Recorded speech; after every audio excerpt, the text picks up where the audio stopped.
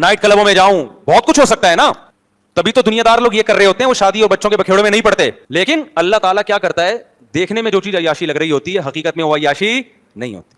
अब कोई गोरा आए हमसे पूछे, वो कहे आपका तो सारा खर्चा बीवी बच्चों में खर्च हो रहा है, तो आपकी तो जिंदगी बाउंड कर दी आपने।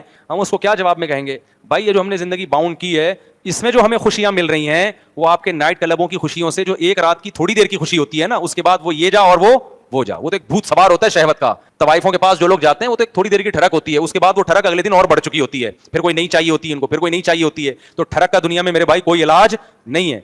बीवी से इंसान को मोहब्बत मिलती है, रिश्ते मिलते हैं, औलाद मिलती है। एक आध बच्चा नालायक निकल जाता है, लेकिन ज्यादातर क्या होते हैं हमारी सोसाइटी में, अल्लाह का शुक्र है, ज्यादातर मोहब्बत वाले। अंग्रेज अगर हमारे बच्चों को देख ले, बोले इस मोहब्बत को तो वंस अपॉन अ टाइम हमें मिला करती थी, और हम उसको नालायक समझ रहे होते हैं। हम उस बच्चे को जो उस दिन पानी मांगा था, पानी नहीं दिया था, उसको समझ रहे हैं सबसे ज्यादा नालायक है। बल्कि अभी तो नालायक बच्चा उसको समझा जाता है जो 1 करोड़ रुपए कमा के नहीं ला रहा। तो हमारा तो मयार बहुत ऊंचा हो गया हम लोग, क्योंकि बहुत मजे में है ना, इसलिए